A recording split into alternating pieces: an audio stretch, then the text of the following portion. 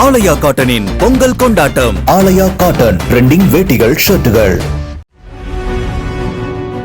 அமைச்சர் KN நேருவின் நகராட்சி நிர்வாகம் மற்றும் குடிநீர் வழங்கல் துறையில் அதிகாரிகள் மற்றும் பொறியாளர்களை பணியிட மாற்றம் செய்ய 365 கோடி ரூபாய் அளவுக்கு லஞ்சம் கைமாறியுள்ளதாக தமிழக காவல்துறை DGPக்கு அமலாக்கத்துறை கடிதம் எழுதியுள்ளது. கடந்த ஜனவரி 14ஆம் தேதி எழுதப்பட்ட கடிதத்தில் கடந்த ஏப்ரல் மாதம் அமலாக்கத்துறை நடத்திய சோதனையில் கிடைத்த சில ஆவணங்கள் மூலம் இது தெரிய வந்திருப்பதாக குற்றம் சாட்டியுள்ளது. அதன்படி நகராட்சி நிர்வாகத்துறையில் சுமார் 340 அதிகாரிகளை 7 லட்சம் ரூபாய் முதல் 1 கோடி ரூபாய் வரை பெற்றுக்கொண்டு பணியிட மாற்றம் செய்ததற்கான டிஜிட்டல் ஆதாரங்களையும் கடிதத்துடன் அமலாக்கத்துறை இணைத்துள்ளது. வழங்கப்பட்ட ஆதாரங்களின் அடிப்படையில் முதல் தகவல் அறிக்கை பதிவு செய்ய தவறுவது குற்றம் சாட்டப்பட்டவர்களுக்கு உதவுவதற்கு சமம் என்றும் அமலாக்கத்துறை தெரிவித்துள்ளது. பண மோசடி தடுப்புச் சட்டத்தின் பிரிவு 3 மிகவும் கடுமையானது என்றும் அதன்படி குற்றத்திற்கு உதவி செய்யும் எவரையும் குற்றவாளியாகவே கருத நேரிடும் என்றும் அமலாக்கத்துறை கடிதத்தில் கூறப்பட்டுள்ளது.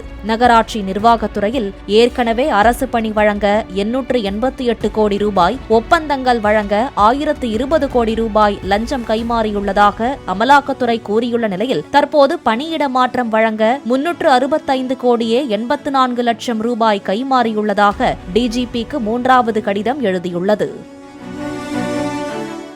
ஆலயா காட்டனின் பொங்கல் கொண்டாட்டம். ஆலயா காட்டன் ட்ரெண்டிங் வேட்டிகள், ஷர்ட்டுகள்.